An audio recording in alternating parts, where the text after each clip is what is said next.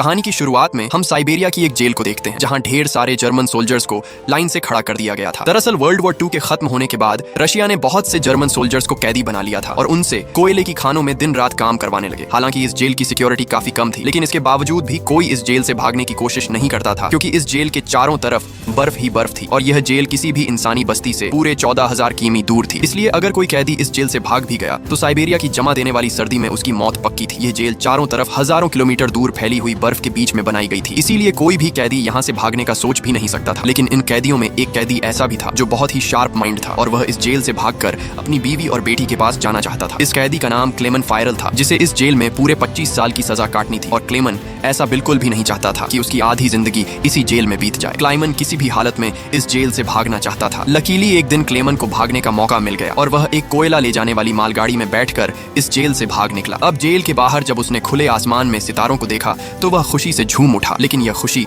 कुछ ही देर की मेहमान थी। थोड़ी दूर चलने के बाद उस मालगाड़ी को रोक दिया गया और जब क्लेमन ने बाहर झांक कर देखा तो एक रशियन सोल्जर बंदूक ताने उसके सामने खड़ा था। बदकिस्मती से यहाँ क्लेमन पकड़ा गया और जेल से भागने के जुर्म में उसे एक ओपन एयर सेल में बंद कर दिया गया। सर्दी बहुत ज्यादा थी और रात में होने वाली बारिश ने क्लेमन की हालत खराब कर दी थी। उस सेल में क्लेमन को कुछ घंटों के लिए नहीं बल्कि पूरे 2 दिनों तक रखा गया। अब पूरे 2 दिन बाद अगली सुबह जेल का वार्डन उसके पास आया और उसे सेल से बाहर निकालकर उससे कुछ भी टॉर्चर नहीं किया गया, बस सिर्फ यह बोला कि तुम्हारे साथी बेसब्री से तुम्हारा इंतजार कर रहे हैं। अब जब क्लेमन अपने साथियों से मिला तो वह सब लाठियां और डंडे लेकर उसका इंतजार कर रहे थे। वह सब क्लेमन पर बहुत गुस्सा थे क्योंकि क्लेमन के भागने की वजह से उन सबको पिछले 2 दिनों से भूखा रखा गया था और क्लेमन को अब वार्डन की बात समझ में आ गई कि उसने क्यों कहा था कि तुम्हारे साथी तुम्हारा इंतजार कर रहे हैं। अब क्लेमन को देखते ही बाकी कैदियों ने उस पर हमला कर दिया और उसे बहुत बुरी तरह से मारा। इस मारपीट में क्लेमन इतना जख्मी हो गया कि उसे जेल के हॉस्पिटल में एडमिट करना पड़ा। इस जेल का डॉक्टर भी एक जर्मन कैदी था। जैसे ही क्लेमन होश में आया उसने डॉक्टर से कहा कि मैं एक बार फिर से जेल से भागना चाहता हूँ और मुझे आपकी मदद चाहिए। डॉक्टर क्लेमन की बहादुरी देखकर हैरान रह गया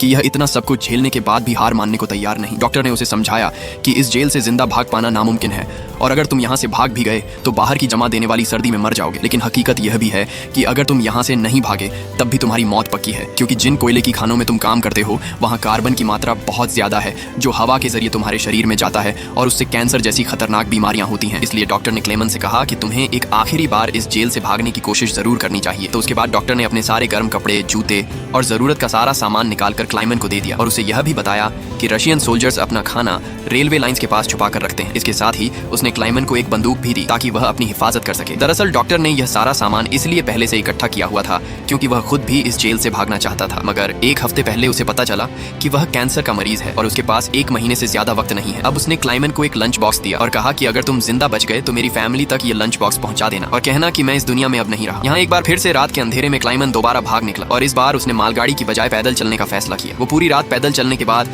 सुबह भी चलता रहता है क्योंकि उसे डर रहता है कि कहीं रशियन सोल्जर उसे पकड़ ना ले। अब जब सुबह वार्डन को पता चला कि क्लेमन जेल से फरार हो चुका है तो वो सीधा डॉक्टर से पूछताछ करने उसके कमरे में पहुंचा, लेकिन उसके पहुंचने से पहले ही डॉक्टर ने अपनी जान ले ली थी क्योंकि उसे पता था कि क्लेमन के भागने की खबर सुनने के बाद वार्डन मुझे बहुत तड़पा कर मारेगा। इसके बाद वार्डन ने कई रशिया सिपाहियों को क्लेमन की तलाश में भेजा और उसे जिंदा पकड़कर वापस लाने का हुक्म दिया, लेकिन कई दिनों की तलाश के बाद भी उसे क्लेमन का कोई पता न चल सका। क्लेमन की खुशकिस्मती यह थी कि बर्फबारी स्टार्ट होने की वजह से उसके पैरों के निशान मिटते जा रहे थे जिससे क्लेमन को ढूंढना मुश्किल पड़ रहा था। अब सबको लगने लगा कि क्लेमन इस सर्दी में जमकर मर चुका होगा, मगर वार्डन मानने को तैयार नहीं था क्योंकि वार्डन जानता था कि क्लेमन बहुत स्ट्रांग है और वह इतनी आसानी से हार नहीं मानेगा, इसलिए उसने तलाश जारी रखने का हुक्म दिया। वहीं दूसरी तरफ हम क्लेमन को देखते हैं जो पूरे जोश के साथ बर्फीले तूफान को पार करते हुए आगे बढ़ रहा था। जेल से भागने के 9 दिन बाद उसे अचानक कुत्तों के भौंकने की आवाज सुनाई दी और जैसे ही वह पीछे मुड़ा उसने एक स्लेज को अपनी तरफ आते देखा। उससे पहले कि वह भागता वो स्लेज उसके पास आ गई और उस पर चढ़ती हुई आगे निकल गई। तभी क्लेमन की आंख खुल गई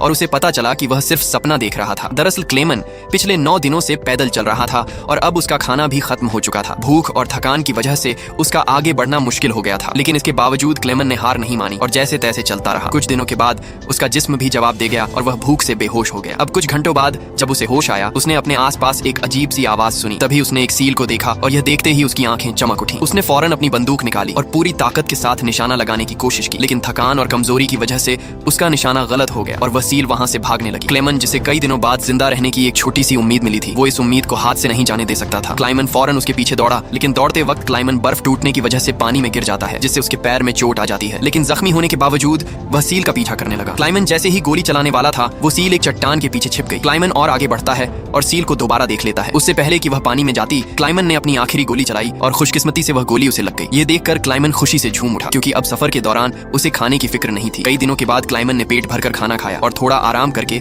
अपना सफर जारी रखा। अब इतने लंबे सफर में क्लेमन बिल्कुल अकेला था और उसके चारों तरफ बर्फ के अलावा कुछ भी न था। इस माहौल में उसकी दिमागी हालत खराब हो सकती थी, इसलिए वह खुद से बातें करता और पॉजिटिव बातें कहकर खुद को आगे बढ़ने के लिए मोटिवेट करता। इसके साथ ही वह हर वक्त कैंपस के जरिए अपने रास्ते को दिखता है ताकि वह इस बर्फीली वादी में कहीं खो ना जाए। इसी तरह दिन गुजरते गए और फिर महीने लगातार 2 महीने चलने के बाद क्लाइमन को इस बर्फीले मैदान में एक छोटा सा पेड़ दिखाई दिया। इस पेड़ को देखकर क्लेमन इतना खुश हुआ कि जैसे उसे कोई खजाना मिल गया हो और वो भागकर उस पेड़ को गले लगा लेता है। दरअसल ये पेड़ इस बात की निशानी थी कि क्लेमन लगातार 2 महीने चलने के बाद अब यह बर्फीला मैदान क्रॉस कर चुका है और आगे जंगल शुरू होने वाला है। थोड़ा ही आगे चलने के बाद ठीक वैसा ही हुआ जैसा उसने सोचा था। अब यहाँ से जंगल शुरू होने वाला था। बर्फ का इलाका खत्म हो रहा था। वह जंगल में बहुत खुश था। वो लकड़ियां इकट्ठा करके आग जलाता है और कई महीनों बाद पहली बार सुकून से सो जाता है। पर अगला दिन उसके लिए सुकून का था या नहीं यह कोई नहीं जानता। दूसरी तरफ हम वार्डन को देखते हैं जो अब भी क्लेमन की तलाश में था और उसने अपनी सर्च पार्टी को हुक्म दिया कि वह 500 किमी के दायरे में क्लेमन की तलाश करें। वहीं क्लेमन एक जंगल से होता हुआ आगे बढ़ रहा था कि अचानक वहाँ एक बर्फीला तूफान आ गया। ये तूफान इतना तेज था कि बड़े बड़े पेड़ भी जमीन से उखड़ कर गिरने लगे। क्लेमन जैसे ही आगे बढ़ने की कोशिश करता है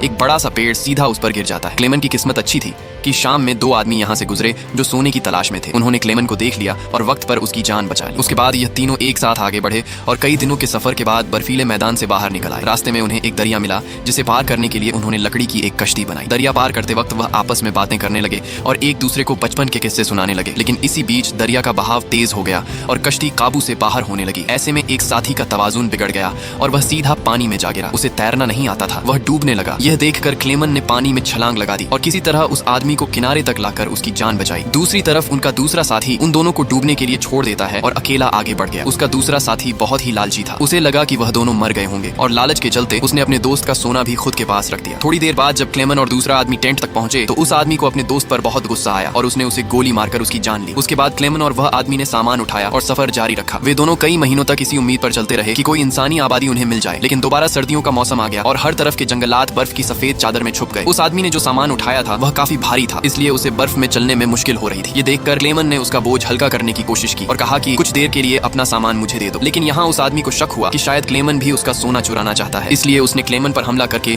उसे नीचे धकेल देता है जिससे क्लेमन बेहोश हो जाता है। थोड़ी देर बाद क्लेमन को होश आया तो उसने देखा कि भेड़ियों का एक झुंड उसकी तरफ आ रहा है। अपनी जान बचाने के लिए वह एक दरख्त पर चढ़ने लगता है, लेकिन पेड़ पर चढ़ते वक्त एक भेड़िया उसका पांव पकड़ लेता है। लेकिन दरख्त कमजोर था और दरख्त दरमियान से टूट गया जिससे क्लेमन नीचे गिर पड़ा। अब क्लेमन को लगा कि उसकी मौत पक्की है। तभी अचानक गोली चलने की आवाज आई। क्लेमन ने आंखें खोली तो उसने देखा कि कुछ भेदिए मर चुके हैं और जो जिंदा थे वह भाग चुके हैं। दरअसल इलाके के शिकारियों ने आकर उसकी जान बचाई। वो उसे अपने गांव ले गए जहां गांव के लोगों ने उसका इलाज किया। बरसों की मेहनत के बाद क्लेमन एक इंसानी आबादी तक पहुंच चुका था। लोगों को देखकर उसे बेहद खुशी हुई। कई दिनों तक वो गांव में रुका और लोगों ने उसकी खूब खातिरदारी की। एक दिन गांव में एक लेटर आया जो किसी और का नहीं बल्कि खुद वार्डन का था। इसमें लिखा था कि एक जर्मन फौजी हमारी जेल से फरार हो चुका है और अगर किसी ने उसे पनाह दी तो वह गद्दार कहलाएगा। अब ना चाहते हुए भी क्लेमन को यह गांव छोड़ना पड़ा क्योंकि अगर वह यहाँ से नहीं जाता तो वार्डन इस गांव वालों को भी सजा देते। जाने से पहले गांव के लोगों ने उसे खाने पीने का सामान और एक शिकारी कुत्ता दे देते हैं। इस लंबे सफर में अब क्लेमन का एक साथी भी बन गया है, इसलिए अब उसे अकेलापन महसूस नहीं हो रहा था। वे दोनों कई दिनों तक चलते रहे। रास्ते में उन्हें एक लकड़ी की फैक्ट्री नजर आई और कुत्ता खाने की तलाश में उसकी तरफ दौड़ा। अब क्लेमन अपने कुत्ते को बचाने के लिए मिल के अंदर गया। वहाँ वर्करों ने क्लेमन को पहचान लिया और उसे मालिक के पास ले गए। वहाँ जाकर क्लेमन ने मालिक को अपनी पूरी कहानी सुनाई जिससे सबको क्लेमन पर तरस आया। उन्होंने उसे खाना खिलाया और जर्मनी जाने वाली ट्रेन में बिठा दिया। क्लेमन खुश था कि वह जल्द अपने घर पहुंच जाएगा, लेकिन वह नहीं जानता था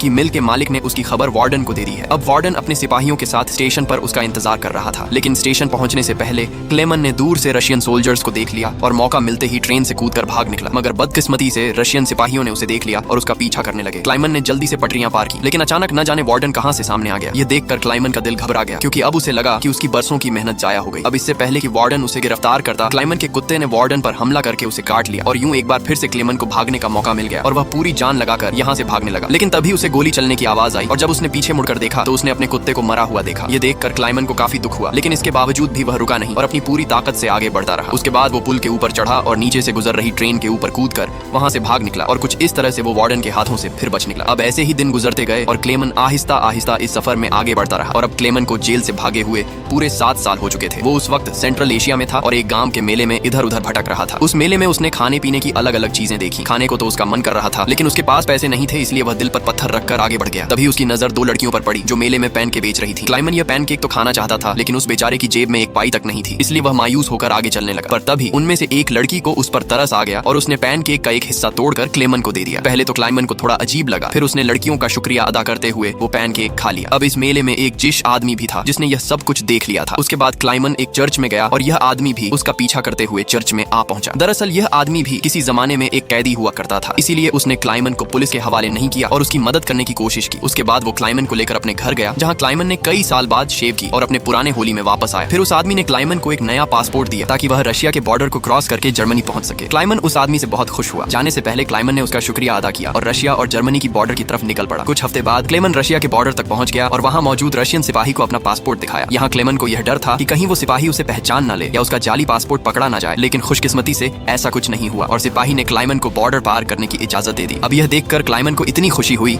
कि वह चाहकर भी अपनी हंसी नहीं रोक पाया। अब फाइनली वो उस पुल पर आ गया जिसे पार करते ही वह अपने मुल्क जर्मनी में पहुंच जाएगा। पर जैसे ही वह आधे रास्ते तक पहुंचा, उसकी आंखों पर एक तेज रोशनी पड़ी और जब उसने आंखें खोली तो उसने वार्डन को अपने सामने पाया। अब जब क्लेमन ने पीछे मुड़कर देखा तो वह अभी भी रशिया की जमीन पर था और इसका मतलब ये था कि वार्डन अब भी उसे गिरफ्तार कर सकता है। अब यहाँ क्लेमन का दिल टूट गया क्योंकि उसके इतने सालों की मेहनत अब मिट्टी में मिलने वाली थी। लेकिन तभी कुछ ऐसा हुआ जिसकी उम्मीद खुद क्लेमन को भी नहीं थी। यहाँ वार्डन ने उसका रास्ता छोड़ दिया और उसे आगे जाने की इजाजत दे दी। अब पहले तो क्लेमन को यकीन नहीं हुआ, पर फिर भी वह हिम्मत करके आगे बढ़ा। दरअसल वार्डन क्लेमन के जिंदा रहने के जज्बे और उसकी बहादुरी को देखकर उससे काफी इंस्पायर हुआ, इसलिए उसने क्लेमन को गिरफ्तार नहीं किया और उसे अपने मुल्क वापस जाने दिया। और तभी वार्डन उससे यह कहता है, ये लड़ाई बस दो सोल्जर्स के बीच थी, एक मैं और एक तुम, और इसे तुम जीत गए, जाओ अपनी जिंदगी जी लो। अब फाइनली क्लेमन ने उस बॉर्डर को पार किया और अपने देश जर्मनी पहुंच गया। इसके बाद वह अपने घर के करीब पहुंचा जहां उसने अपनी बेटी और बीवी को देखा। अब थोड़ी देर बाद वह दोनों चर्च जाने के लिए घर से निकलती हैं तो क्लेमन भी उनका पीछा करता हुआ चर्च में आ गया। हालांकि क्लेमन ने अभी तक अपनी बेटी को आवाज नहीं दी थी क्योंकि उसे उम्मीद थी कि एक दिन जरूर उसके पिता आएंगे। जब उसकी बेटी ने पीछे मुड़कर देखा